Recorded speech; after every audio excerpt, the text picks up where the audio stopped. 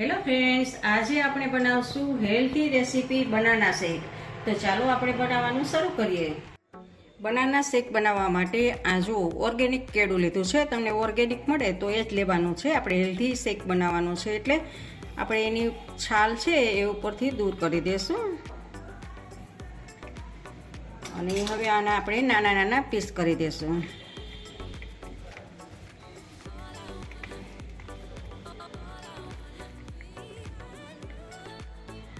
હવે આ બધા જ પીસ આપણે મિક્સર જારમાં લેશું અને 5 પેચી એમાં ખજૂરની લેશું. ઠળિયા વગરનો ખજૂર છે એ મેં લીધો છે. અને 5 બદામ લેશું.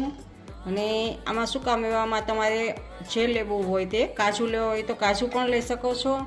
અને એમાં આપણે વધારે હેલ્ધી બનાવવું છે એ માટે આપણે મધ લેશું. તો 1 ચમચી જેટલું આપણે એમાં મધ લેશું. અને સાથે ઠંડુ દૂધ લેશું. હવે આને આપણે એકદમ ક્રશ કરી લઈએ.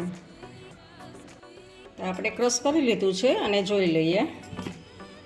તો જુઓ, આપણો આ બનાના શેક તૈયાર છે. એને આપણે એક ગ્લાસમાં સર્વ કરીએ.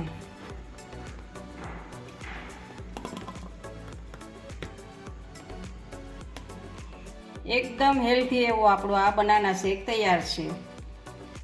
તમને આ રેસીપી ગમે તો લાઈક અને શેર કરજો. અને નવી નવી રેસીપી જોવા માટે આ ચેનલને સબસ્ક્રાઈબ કરજો.